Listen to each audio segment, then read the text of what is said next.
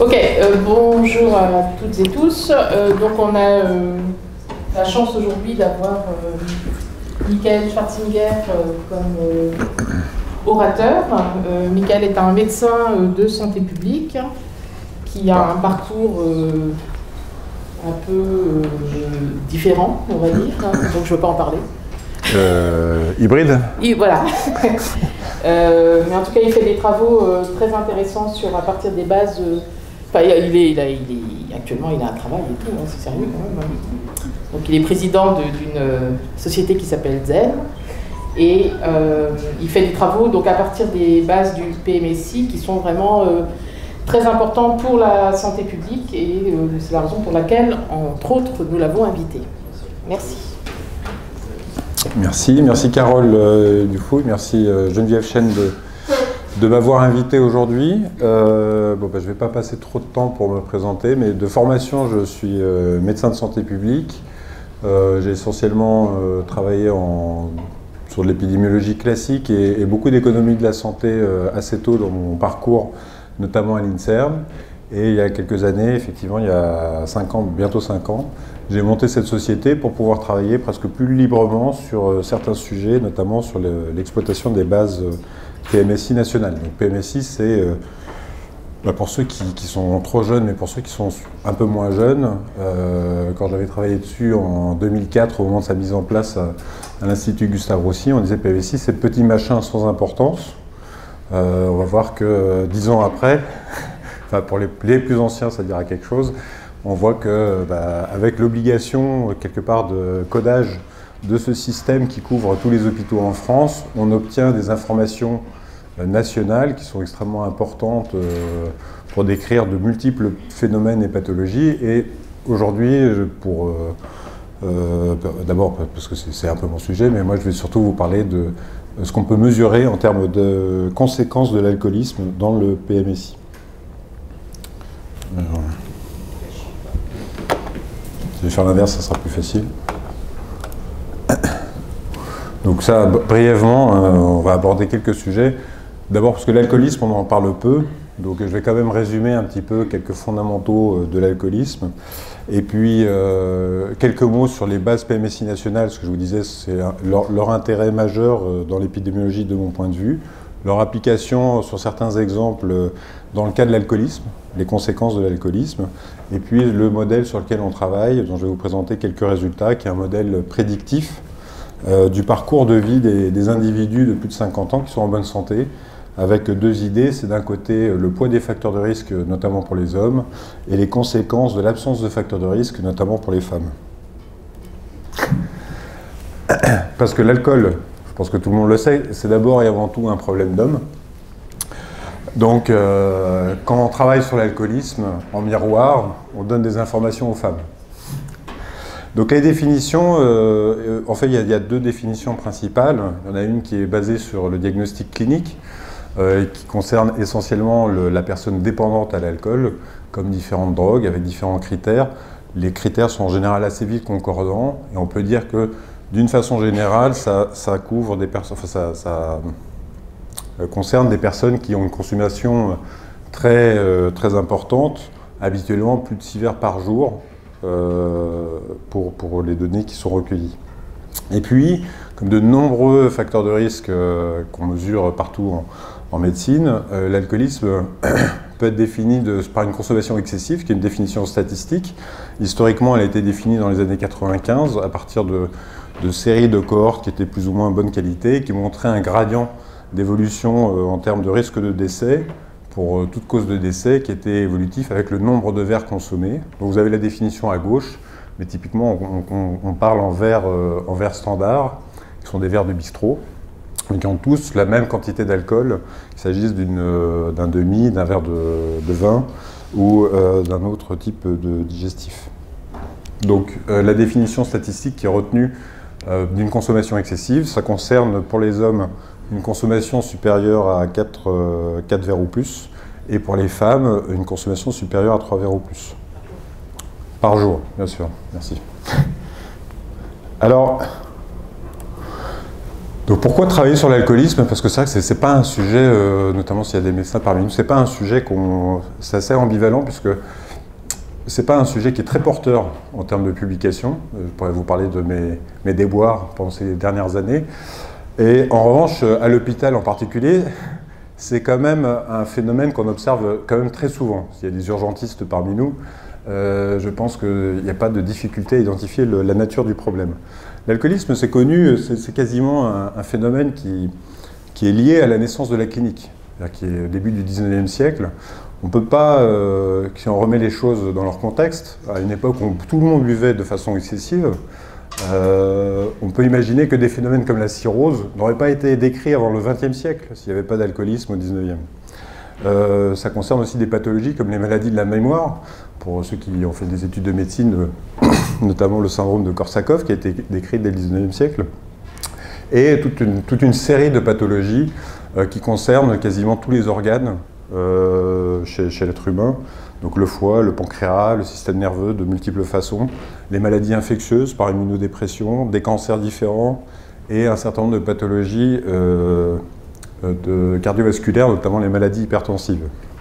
Et puis bien sûr, la gravité au quotidien des violences, qu'elles soient vis-à-vis de soi-même ou vis-à-vis d'autrui, et même le pire étant quelque part ce qu'on appelle le syndrome d'alcoolisation fœtale, des mères alcooliques qui quelque part sabotent le devenir de leur progéniture.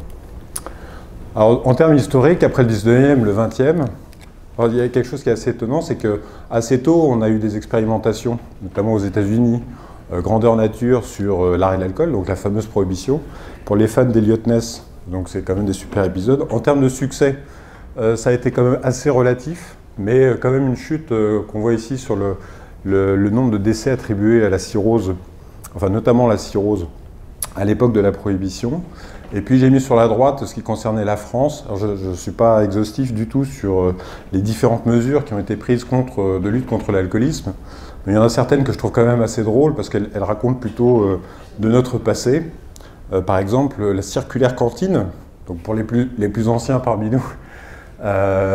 Donc c'est seulement en 1956 qu'on a interdit l'alcool chez les moins de 14 ans dans les cantines. Donc vous voyez que c'est quand même pas très très loin. Après, la circulaire a été étendue aux 14 à 18 ans, mais c'était seulement en 81 avec la loi Savary, et puis la loi Evin qu'on connaît tous ici en santé publique, mais quand même très très tardive, et dont on ne peut pas vraiment dire que c'est elle qui a permis à l'alcoolisme de baisser en France, en tout cas les conséquences de l'alcoolisme qui sont mesurées ici par les décès par cirrhose. On peut penser que c'est quand même essentiellement l'autorégulation sociale et la perception des méfaits, ou en tout cas des conséquences de l'alcoolisme qui ont conduit les gens à s'autoréguler en termes de consommation.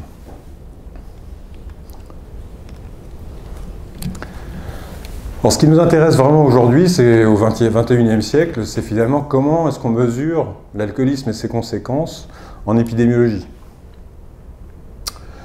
Donc il y a deux points importants, c'est la prévalence.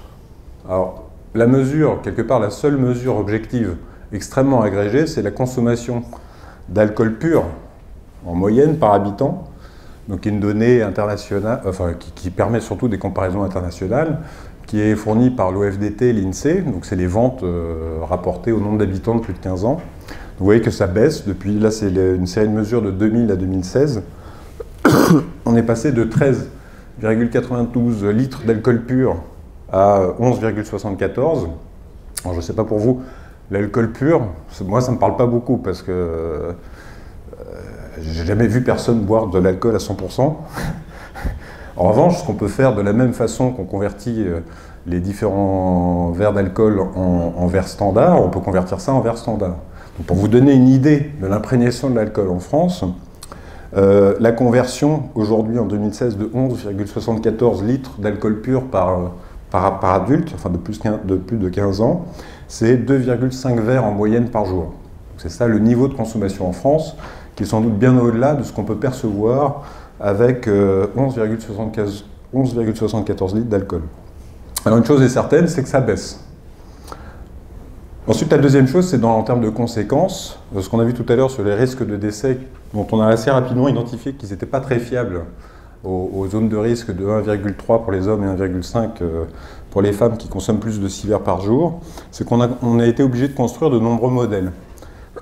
Et ces modèles s'articulent essentiellement sur les différentes causes, les différentes conséquences de l'alcoolisme, la cirrhose, les cancers de la gorge, etc., pour mesurer à la fois la part attribuable à l'alcoolisme pour chacune de ces causes, et puis on fait la somme, et on essaie d'identifier comme ça un nombre total de décès qui soit lié à l'alcoolisme. Donc là, j'ai mis deux types de mesures, une qui concerne le Global Burden of Disease Study, que vous connaissez certainement, qui est une sorte de mesure internationale qui produit, d'après ses auteurs, plus d'1 milliard de chiffres. Donc il y a évidemment ce qui concerne l'alcoolisme en France. Donc avec deux mesures en 2000 et 2016, et une mesure beaucoup moins sophistiquée mais traditionnelle qui marche très bien. Vous voyez qu'on est tout à fait dans les zones d'incertitude du Global Burden of Disease Study, qui est l'étude conduite par Catherine Hill et Guérin à l'IGR. C'est le fameux chiffre qu'on retient des 49 000 morts liés à l'alcoolisme chaque année en France. Les questions que pose tout modèle de risque attribuable, surtout quand il est complexe comme celui-là et porte sur différentes causes, c'est 1. Est-ce que la prévalence mesurée de l'alcoolisme et de la consommation excessive de l'alcool est correcte? 2. Est-ce que les risques relatifs de consommation d'alcool pour ces différentes causes sont corrects? Et finalement, est-ce que, puisque c'est fondé sur les certificats de décès, est-ce que les causes principales de décès sont correctement enregistrées? Donc sur la prévalence, bon, sur la gauche, pas grand-chose de nouveau, donc c'est des enquêtes de prévalence qui sont notamment menées par l'INPES à travers le baromètre santé, donc des phénomènes assez connus. Les hommes, donc encore une fois, consomment beaucoup plus que les femmes. Enfin, la proportion d'hommes identifiés avec une consommation excessive est beaucoup plus importante chez les hommes que chez les femmes, et touche essentiellement deux classes, qui sont les jeunes, et puis finalement les...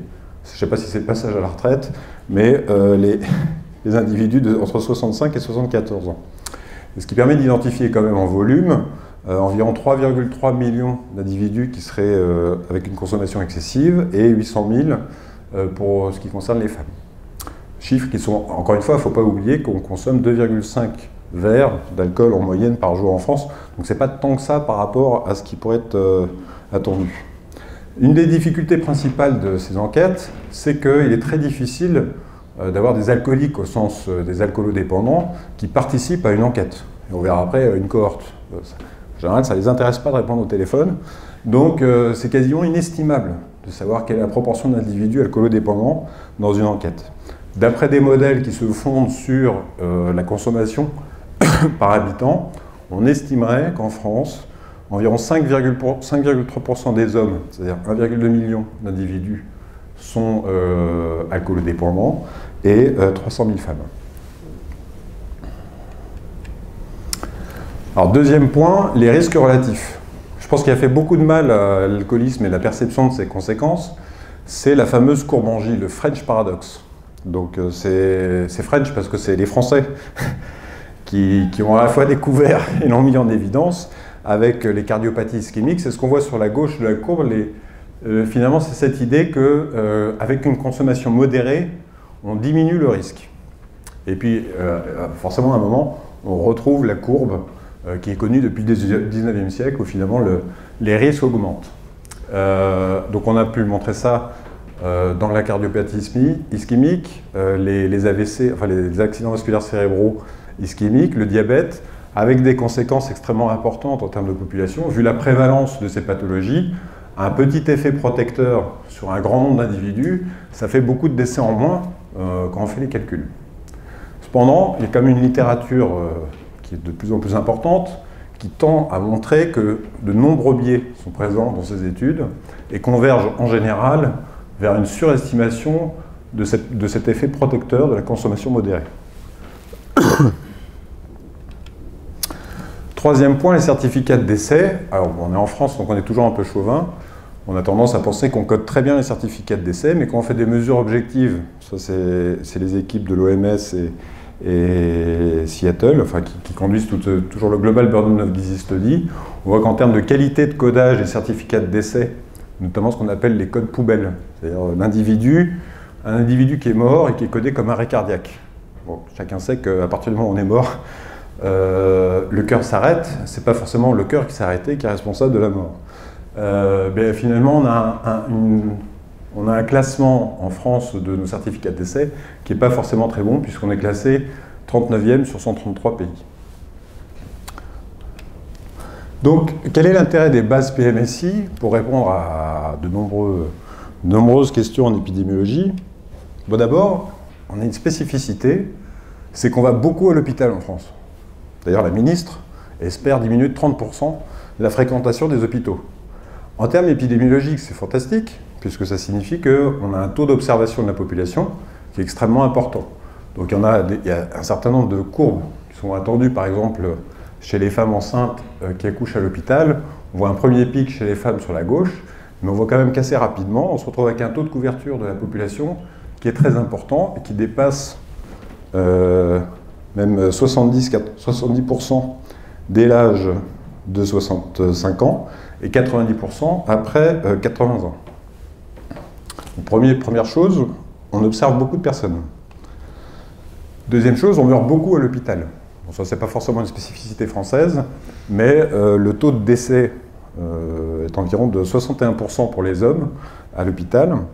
Il concerne plus souvent les hommes que les femmes, alors que finalement on va perdre un peu de vue les femmes extrêmement âgées qui vont décéder dans des maisons de retraite. Mais on a quand même un lieu d'observation et de la population et des décès qui est extrêmement fort à l'hôpital. Et puis ce qui nous a beaucoup intéressé, nous, en termes épidémiologiques, c'est que cette population qui rentre à l'hôpital, même si elle ne décède pas à l'hôpital, elle a quand même été suivie pour des pathologies graves, et donc on a une capacité de déterminer quel va être son profil de vie, même si elle est perdue de vue à l'hôpital. Là, vous voyez des courbes qui représentent le taux de décès, enfin le nombre de décès chaque année par âge pour les individus qui ne seraient pas passés par l'hôpital sur 6 années. C'est-à-dire moins de 600 personnes chez les hommes comme chez les femmes. Donc c'est-à-dire très peu. Alors finalement, c'est cette idée qui est vraiment intéressante, c'est qu'on a on est hospitalisé quand même si on peut être hospitalisé pour plein de choses, on est quand même d'abord et avant tout hospitalisé pour des maladies graves, on les identifie à l'hôpital, donc on a conduit tout un travail de regroupement des pathologies graves, donc on va en reparler après, qui vont concerner par exemple l'insuffisance cardiaque, mais aussi la démence, les maladies cardiovasculaires, les cancers, enfin rien de nouveau par rapport à par exemple une classification des certificats de décès. Et on a cette idée de pouvoir à la fois les mesurer à l'hôpital, parmi les décès, mais aussi parmi les gens qui sortiraient de l'hôpital et sans revenir, mais qui pourraient décéder à l'extérieur. Donc là, ce qu'on voit pas forcément très bien quand on est loin, donc c'est la fréquence des différentes causes enregistrées dans les décès à l'hôpital par grand groupe. Donc on voit que donc c'est les femmes à gauche, toujours les hommes à droite. Chez les femmes, comme chez les hommes, la fréquence des cancers est plus fréquente aux âges, enfin à partir de 45 à 65-70 ans, puis diminue au détriment des insuffisances cardiaques et d'autres pathologies. On va retrouver la démence sur la fin de vie, qui va augmenter de façon très importante. Donc un des résultats principaux, notamment par rapport au certificat de décès, c'est qu'on a une vision complètement différente, puisqu'on peut voir le côté cumulatif des pathologies à l'hôpital, puisqu'on peut avoir 1, 2, 3, 4, 5 ou plus causes de décès. Là, ce que vous voyez, c'est qu'en fonction des âges, finalement, on a quand même un nombre de pathologies enregistrées au décès qui est supérieur à 2 dans plus de quasiment 20% des cas à tous les âges, ce qui n'est pas forcément la représentation des certificats de décès avec une cause unique. Je rappelle encore une fois que dans toute la construction du rôle de l'alcoolisme, enfin, du poids de l'alcoolisme, dans les décès, on se base toujours sur une cause unique de décès. Si par exemple la plupart des alcooliques sont enregistrés avec une cause accessoire de décès qui serait la cirrhose, vous passez complètement à côté du poids de l'alcoolisme pour tous ces décès. Chose à côté de laquelle on ne passera pas quand on passe par un enregistrement prospectif à l'hôpital. Ça, j'y reviendrai peut-être un peu plus tard, mais enfin c'est pour dire qu'on a des décès, on a des causes de décès enregistrées prospectivement, on a des perdus de vue, alors on discutera à la fin sur les informations dont on peut disposer dans un système national de santé, mais on peut aussi, à partir de la trajectoire des individus, on peut imputer les décès chez les gens qui ont été perdus de vue à l'hôpital. C'est la deuxième courbe qu'on a vue tout à l'heure, c'est ces gens qui disparaissent de l'hôpital, ils ne reviennent pas parce qu'ils sont morts ailleurs. Et donc on se rend compte qu'après imputation, avec des méthodes dont on pourra parler tout à l'heure, on retrouve des résultats similaires par rapport à ce qui est observé sur uniquement les décès à l'hôpital.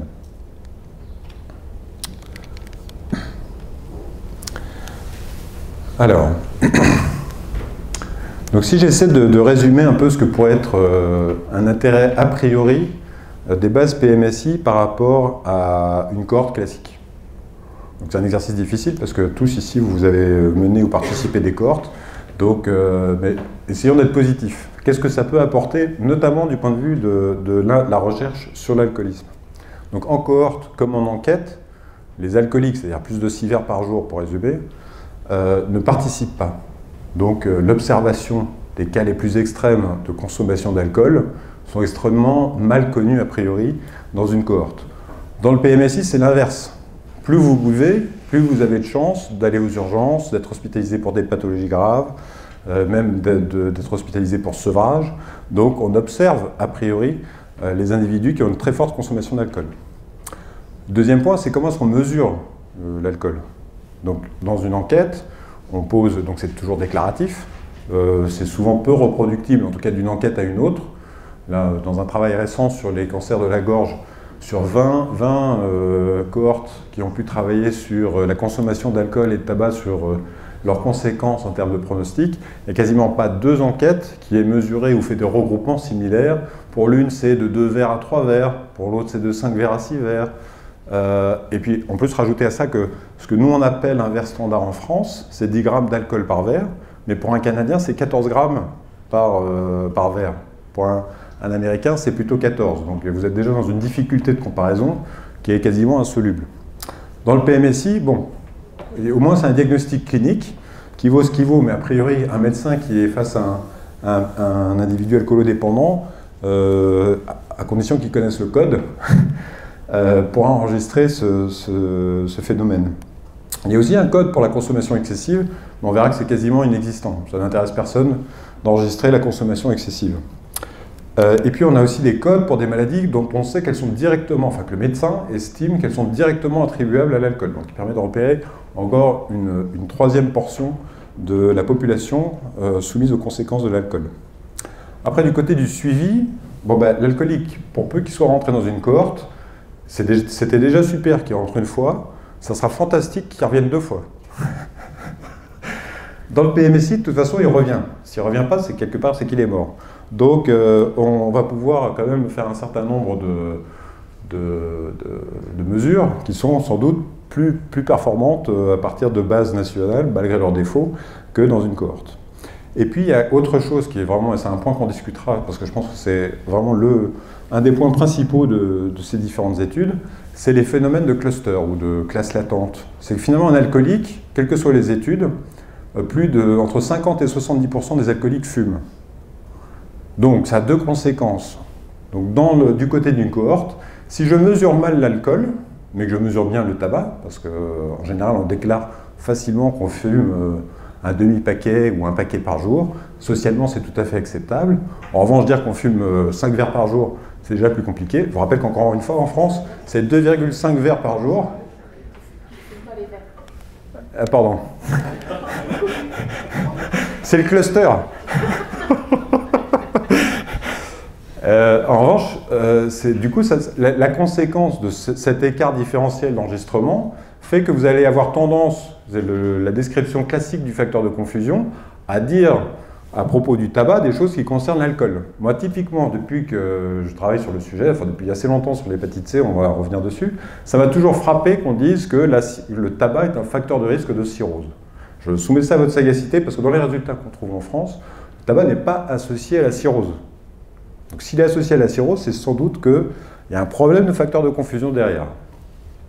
L'autre cluster qui est intéressant, c'est tout ce qui concerne la toxicomanie. Quand on se pique, quand on se piquait, la fréquence de comportement d'alcoolisation est extrêmement importante. Donc là aussi, toutes les pathologies qui sont liées à la toxicomanie, notamment l'hépatite C, dans une moindre mesure le VIH, le poids de l'alcool potentiel est extrêmement important, et donc ça pose la question de comment est-ce que ça a été mesuré.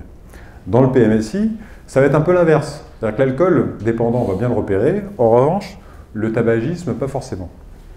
Donc pour résumer, on fait plutôt que d'opposer les deux approches, parce qu'on a deux approches complémentaires. On en a une qui est plutôt tournée sur une consommation modérée versus pas de consommation, c'est la cohorte. Puis de l'autre côté, on a une approche qui est plutôt tournée sur la dépendance à l'alcool, dont le tabac, versus le reste. Donc des premiers chiffres. Donc le premier... premier résultat, donc là c'est simplement de la mesure, prévalence de l'alcoolisme. On repère plus d'1 million d'individus qui sont identifiés avec alcoolisme ou consommation à risque ou différentes pathologies directement attribuables à l'alcool dans les bases PMSI sur 6 ans au niveau national. Donc 1 million, c'est quand même beaucoup d'individus. On retrouve ce que je vous disais précédemment, c'est-à-dire que le phénomène principal observé chez ces patients identifiés, c'est la dépendance, qui va être observée chez 87% des individus, puisque les individus reviennent.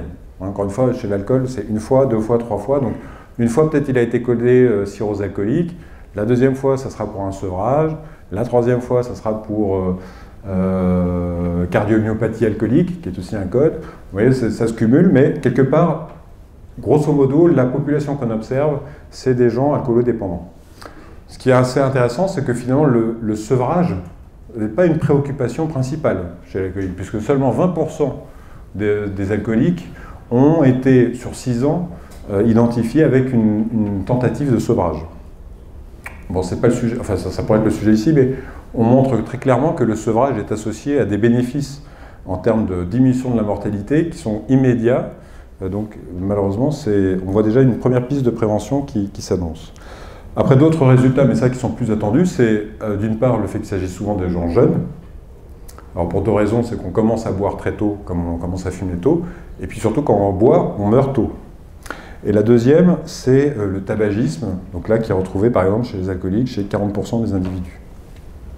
Donc globalement, on est quand même plus proche des modèles en termes de fréquence de l'alcoolodépendance, donc des modèles basés sur la consommation d'alcool, que des enquêtes qui sont menées en France sur des échantillons même importants. Donc deuxième résultat, là on s'intéresse, c'est presque de la description classique. On construit un modèle de Cox pour regarder le risque instantané de décès. Donc dans cette première partie, c'était au tout début des travaux, on s'intéressait uniquement aux décès à l'hôpital, mais les résultats ne sont pas tellement différents quand on regarde l'ensemble des décès après imputation des décès en dehors de l'hôpital. On voit une augmentation du risque qui est environ de 3. Le deuxième résultat, c'est surtout qu'elle n'est pas homogène en fonction de l'âge, et elle est particulièrement majeure chez des individus entre 50 et 60 ans, qui est grosso modo l'âge moyen au décès des alcooliques.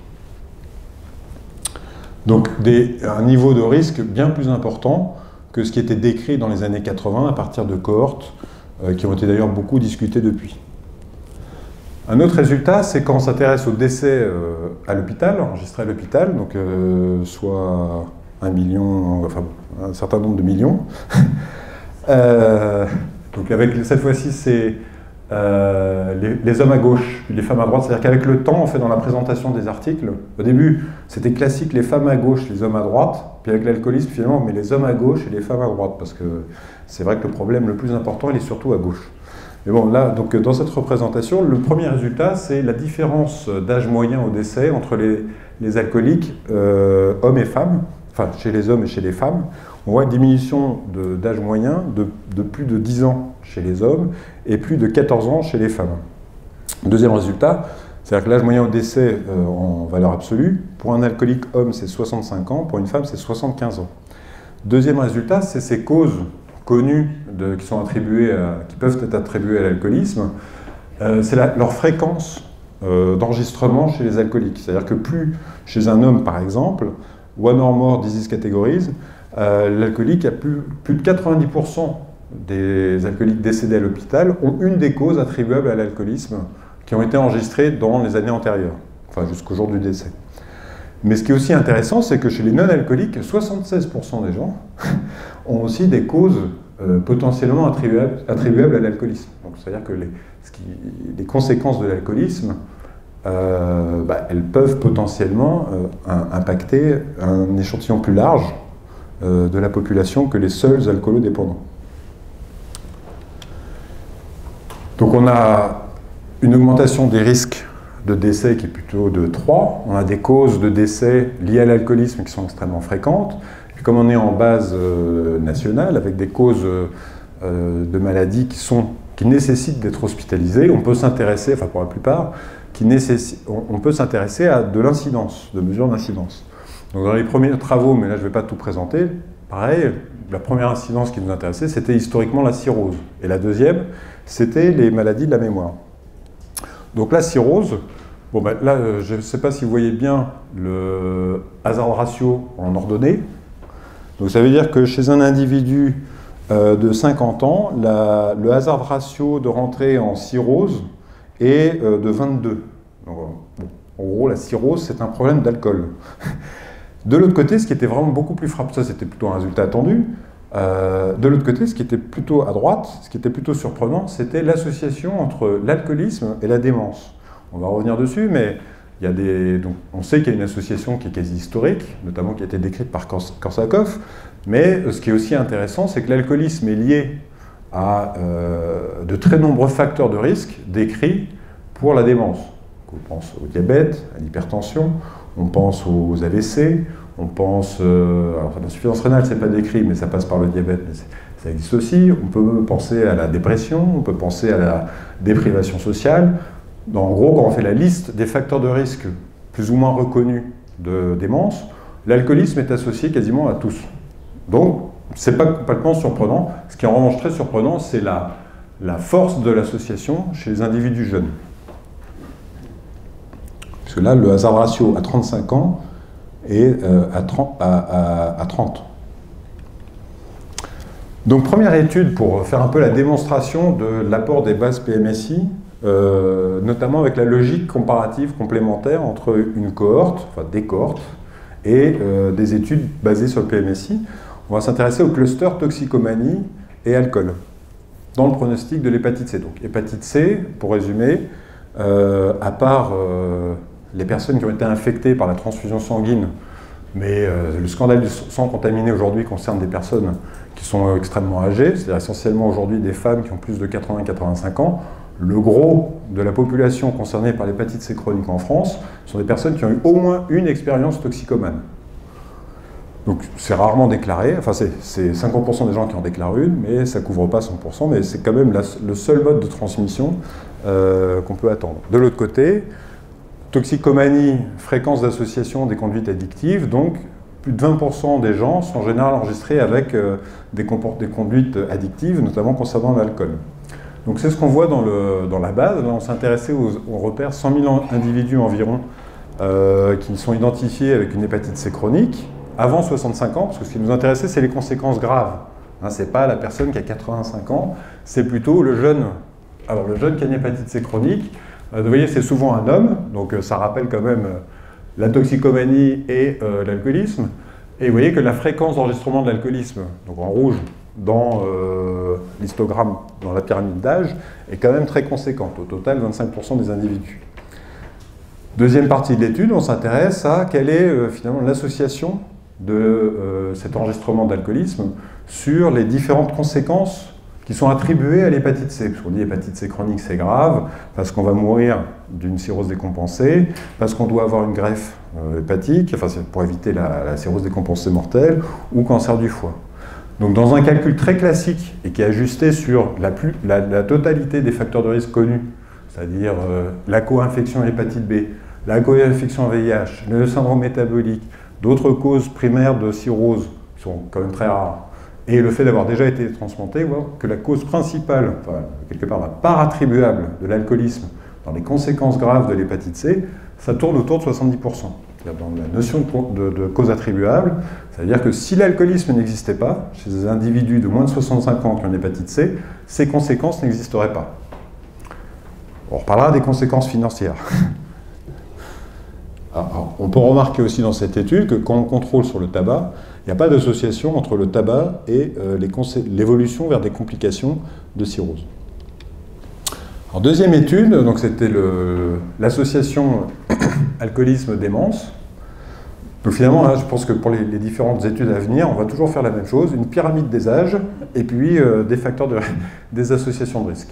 Donc à gauche, la pyramide des âges, là on se concentre sur ce qu'on a vu tout à l'heure, c'est-à-dire cet effet massif de l'association entre alcoolisme et démence chez les jeunes. Donc là, c'est chez les individus de moins de 65 ans. En France, sur 6 ans, on repère environ 60 000 individus, ce qui est quand même une masse assez conséquente, qui est très peu décrite, parce que finalement, c'est des personnes très rares. Là, on a exclu les pathologies rares qui peuvent conduire à une démence, mais même si on prenait tout le monde, on resterait toujours sur une fréquence de l'alcoolisme enregistrée dans une démence précoce avant 65 ans, qui serait supérieure à 50%. Et comme dans le graphique précédent, ça concerne essentiellement les hommes. C'est-à-dire que on est dans une pathologie complètement différente par rapport à ce qu'on sait ou ce qu'on étudie de la maladie d'Alzheimer ou de la démence après 65 ans, qui va concerner de façon explosive des femmes.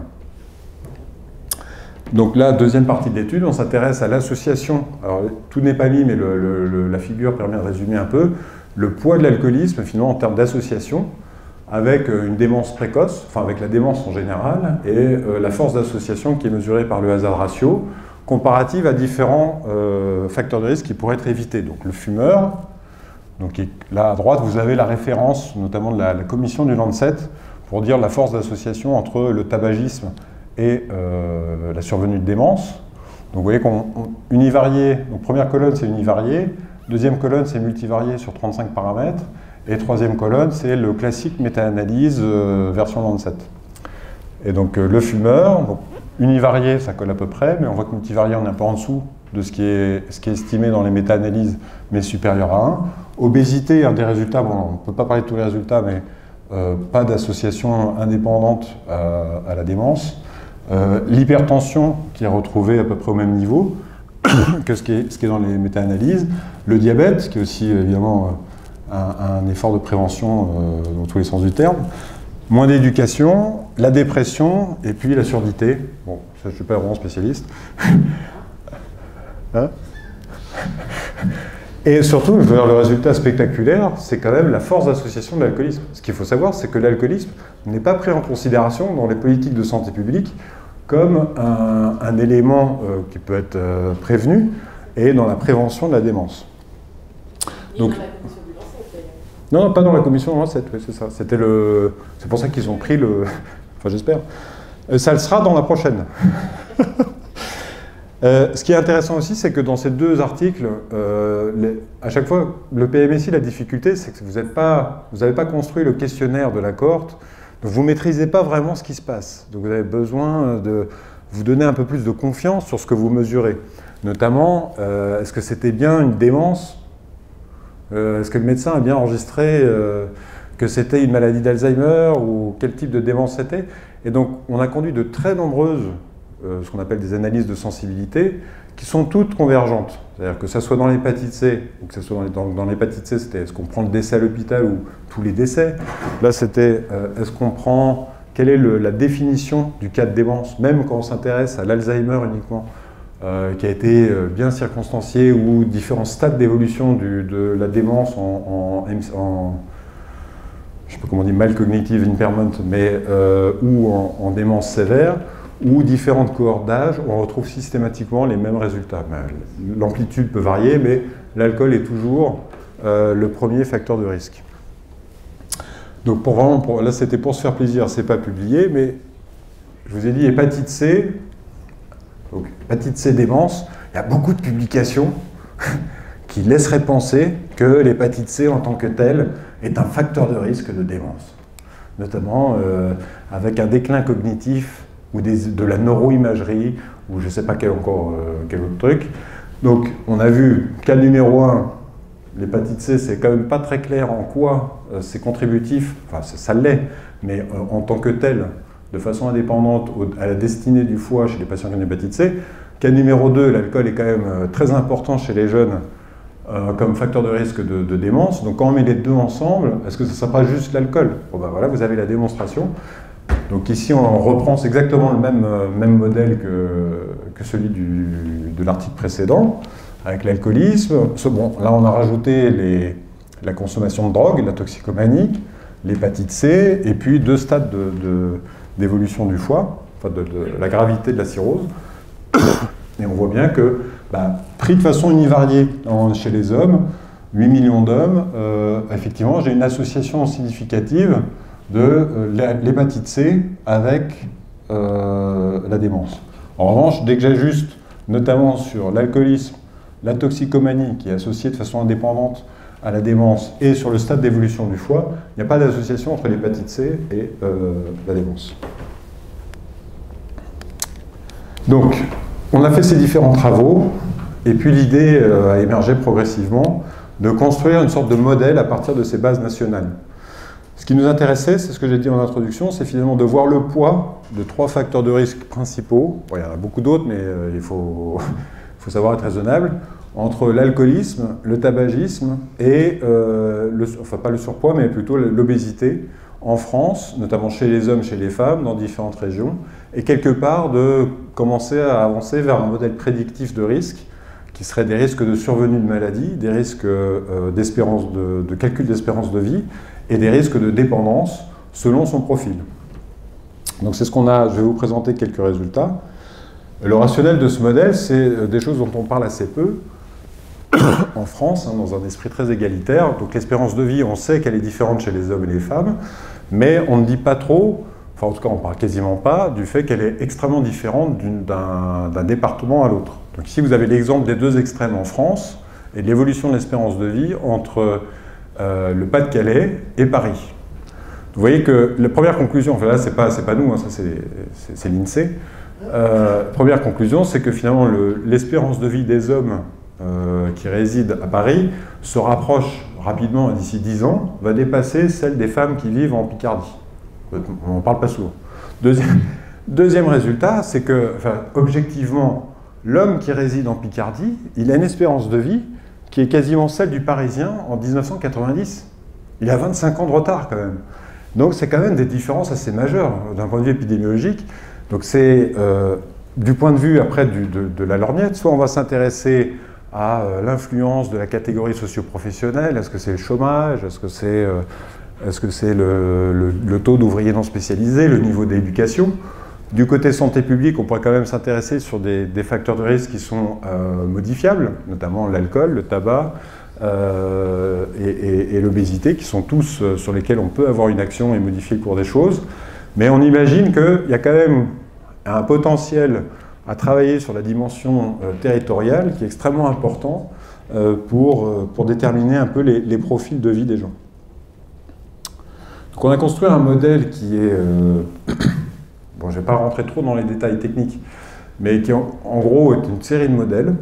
Donc on va stratifier sur la région, on va stratifier sur le sexe, et puis on va s'intéresser au poids des différents départements au sein d'une région et des 3 facteurs de risque sur l'âge à l'incidence dans différentes pathologies. Sachant qu'on sélectionne une population entière en France qui n'a pas été identifiée avec des pathologies, dans une logique d'incidence. Donc on va exclure, dans tout le modèle, on essaie de s'adresser à des individus en bonne santé, on va exclure d'une part tous ceux qui avaient déjà une des 35 maladies, puisque ça ne serait pas de l'incidence, mais on va aussi exclure, parce qu'on est dans une logique aussi d'assurabilité, on va aussi exclure des individus qui, par exemple, ont des pathologies qui sont difficilement assurables. Un schizophrène, en général, n'a pas d'assurance, n'arrive pas à avoir une assurance de prévoyance ou pour un achat d'appartement. Et ainsi de suite pour un certain nombre de pathologies, maladies héréditaires, VIH et autres. Donc on s'intéresse, voilà, on sélectionne une population en bonne santé, on s'intéresse à l'impact de ces différents facteurs de risque sur l'incidence de ces 35 maladies. Et puis une fois que vous êtes en maladie, on continue d'étudier la trajectoire, toujours vers soit la dépendance, c'est-à-dire si vous êtes dément, ça va être une démence sévère, et si vous n'êtes pas encore entré au stade de démence, on va s'intéresser au risque de survenue d'une dépendance physique importante qui est mesurée par l'état gravataire dans le PMSI.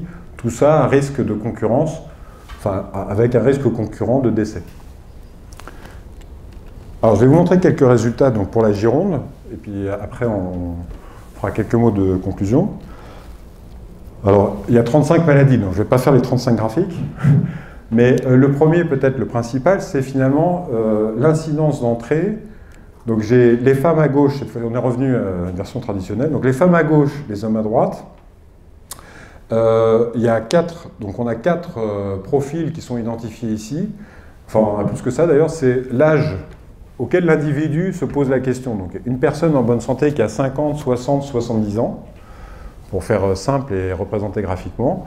Et on s'intéresse à différents profils à chacun de ces âges, hommes ou femmes. Ça va être la personne qui est alcoolodépendante, la personne qui a une obésité massive, c'est-à-dire plus de 40 kg par mètre carré, et une personne qui est fumeur intensif, de façon exclusive.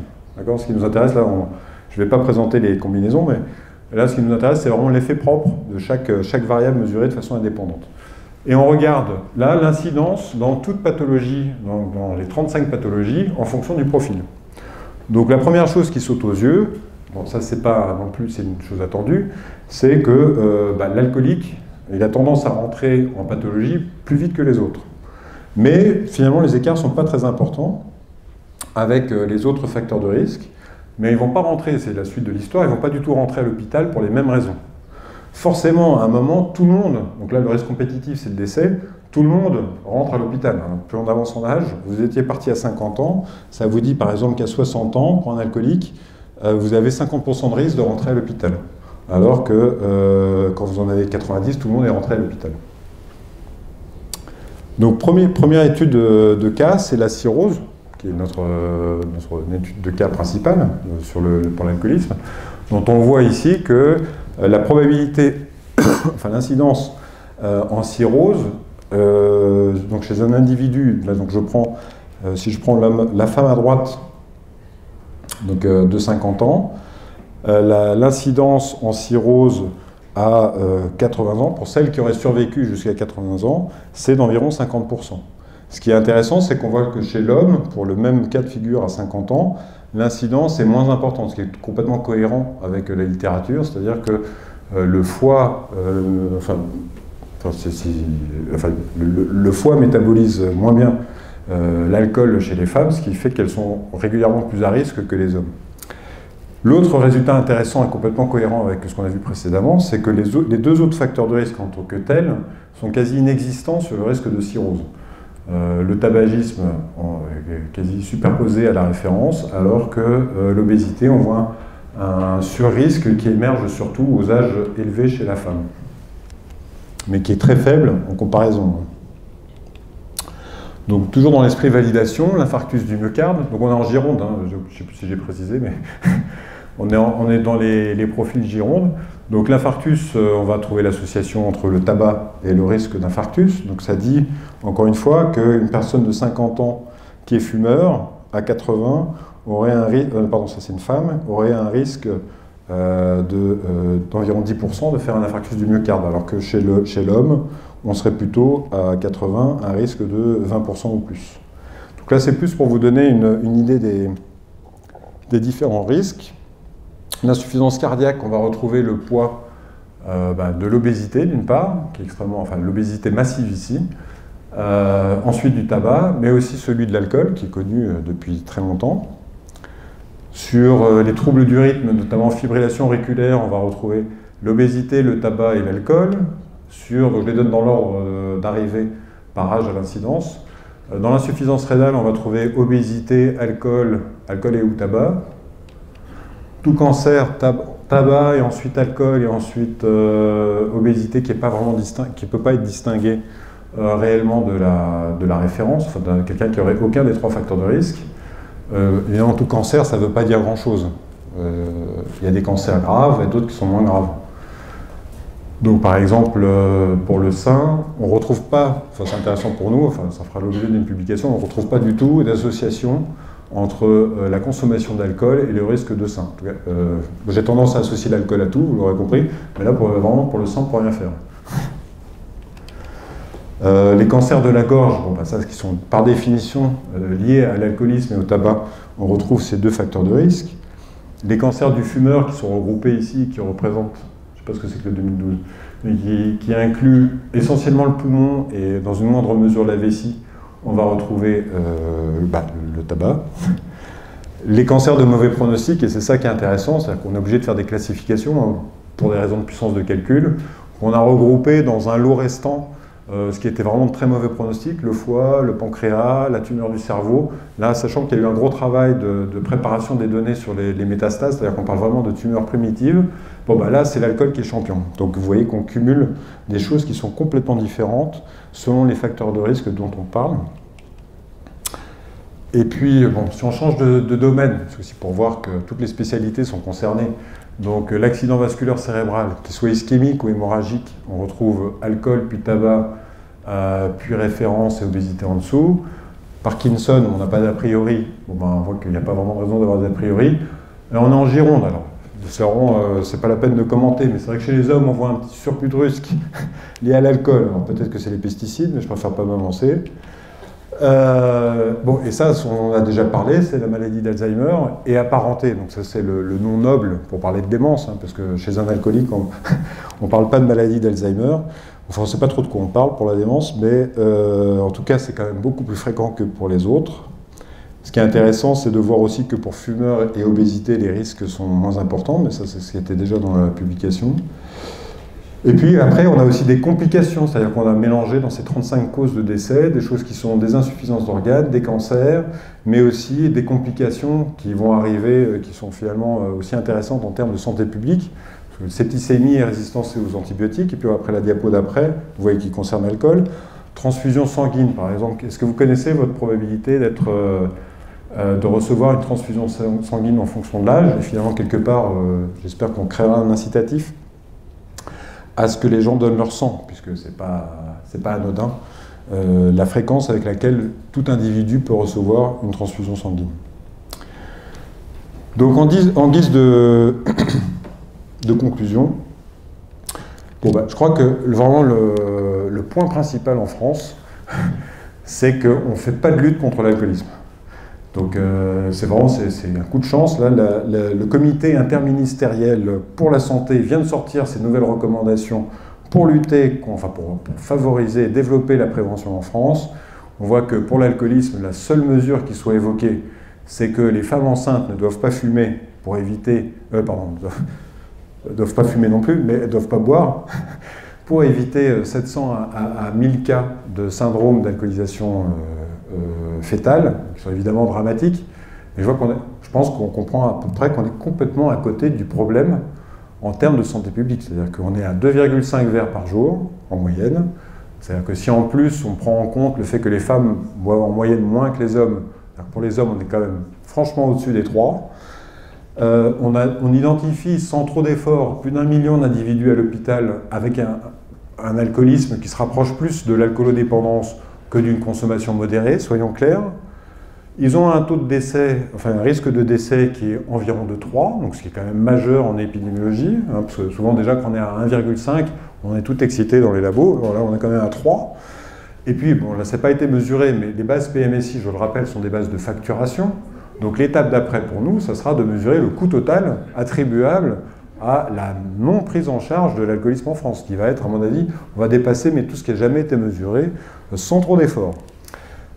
Alors, quelques points de réflexion, comment est-ce qu'on en arrive là? C'est finalement, faut voir aussi en termes de coûts, de pas chercher à regarder les choses en face. Bon, on a un exemple récent avec l'hépatite C, je vous ai montré, après, on n'y croit pas. Bon. Moi, je trouve que c'est assez frappant de voir que quand on comprend que 70% des conséquences graves qui sont attribuées à l'hépatite C seraient finalement attribuables à l'alcoolisme, on a du mal à comprendre comment on a pu dépenser 1,1 milliard d'euros en une année sur des nouveaux traitements antiviraux, sachant que c'est un coût qui continue, enfin, qui est revu à la baisse, mais quand même très conséquent. 1 milliard d'euros, c'est quand même pas négligeable sur une année. Et puis, bon, bah, évidemment, les taxes, c'est-à-dire qu'on sait que les taxes, c'est le moyen le plus efficace pour que les gens réduisent leur consommation. Donc, pour le tabac, bon, manifestement, on n'a pas trop de problème avec les taxes. Donc, j'ai donné là les valeurs aujourd'hui des douanes. C'est-à-dire que pour un paquet de tabac acheté, 82,5% des 8 euros correspond à de la taxe. Pour un verre de vin acheté, 17,7% du verre correspond à des taxes. Donc, vous voyez, on a quand même un écart de traitement entre les deux qui est assez monstrueux. Et c'est d'autant plus étonnant qu'on sait depuis longtemps, si vous voulez, que dans la prévention, ce qui est compliqué dans la prévention, notamment pour ces facteurs de risque, c'est que lorsque vous diminuez un risque dans une population comme le tabac ou l'alcool, la conséquence qu'on vient de voir avant, c'est que vous allez augmenter l'espérance de vie, mais augmenter l'espérance de vie, ça ne va pas se terminer dans un papier cadeau. Donc en général, ça augmente l'incidence de pathologies qui peuvent être plus lourdes, plus graves, et notamment la démence, qui font que d'un point de vue macroéconomique, pour un système de sécurité sociale, donc ça date des années 90 dans le New England. Pour le tabac, imaginons qu'en Hollande, c'est une simulation, on diminue, enfin on réduise à zéro la consommation de tabac. Vous voyez que l'évolution, c'est dans un premier temps, vous faites des économies, vous avez évité des cancers du poumon quasiment à 5 ans, c'est tout de suite immédiat. Pour l'alcool, ça serait la cirrhose, ça serait tout ce qu'on a vu avant. Le problème, c'est qu'après, les gens survivent. Donc plus ils vivent longtemps, plus ça coûte cher. Alors, moi, ce que je ne comprends pas personnellement, c'est pourquoi pour le tabac, on est d'accord, super, donc on va dire qu'on est bien d'accord en France, qu'on va payer plus cher plus tard pour des gens qui ont survécu, qui vont coûter plus cher en retraite, qui vont coûter plus cher en système de soins, etc. Et pourquoi pas pour l'alcool? Et donc pour finir, je pense que ces travaux qui ont été menés un peu de façon à la hussarde par rapport à des structures de recherche classiques, je pense que surtout, ils révèlent que ces bases nationales, c'est un potentiel mais gigantesque pour la recherche, et notamment la recherche en France, enfin, pour la promotion de la recherche en France. Elles ont des implications pour la recherche médicale et la recherche en santé publique qui sont majeures de mon point de vue. Alors, à titre, par rapport à les travaux qui vous ont été présentés, il y a des choses qui sont immédiates. Par exemple, quand vous avez accès à l'ensemble du SNIRAM, en tout cas, là, je vous parle du PMSI. Imaginons qu'on ajoute la case accès au statut vital en fin d'année. Oh ben, vous n'avez plus de questions à vous poser sur est-ce qu'il est mort ou pas mort à l'hôpital. Il est mort ou il n'est pas mort, point barre. Donc ça, c'est déjà une amélioration immédiate qui ne dépend que de l'accès aux données. Ensuite, le deuxième point, je pense, qui est vraiment intéressant, à la fois pour tous ces travaux sur les cohortes, comme dans les bases type SNIRAM ou PMSI, c'est le travail en cluster, c'est d'essayer de mieux réfléchir à comment est-ce qu'on prend en compte les associations extrêmement fortes qu'il y a dans certains clusters, enfin par définition, hein, mais notamment toxicomanie alcool, alcool-tabac, et comment est-ce que ça a été géré dans le passé, et comment est-ce qu'on peut mieux faire pour ne pas arriver à des conclusions qui sont manifestement aberrantes, qui prendra sans doute 10 ou 20 ans avant que ça rentre dans les esprits, mais du type le tabac augmente le risque de cirrhose. Et puis, dernier point, c'est finalement un peu le sens du modèle que je vous ai présenté, c'est finalement d'arriver, on a typiquement deux profils caricaturaux, à haut risque et à bas risque.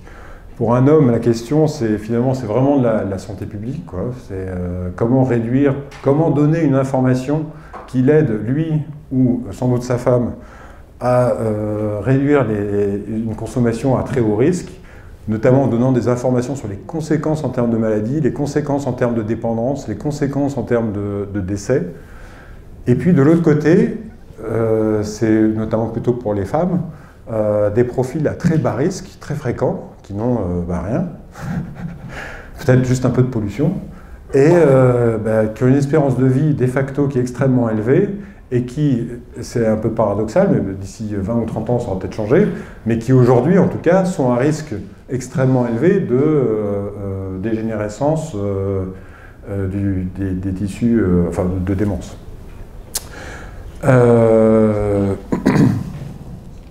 Voilà, donc bien sûr, je remercie tous les gens avec qui j'ai pu collaborer, c'est une collaboration assez transversale, à la fois avec des gens qui viennent de l'ingénierie informatique, d'autres qui viennent de l'actuariat, et donc sont des disciplines plutôt portées sur le calcul d'espérance de vie, des économistes, économètres, et puis notre gourou, hein, pour ceux qui ne le connaissent pas, Jürgen Rehm, qui est le grand spécialiste de l'addiction et qui a certainement été un guide et une référence dans tout ce projet.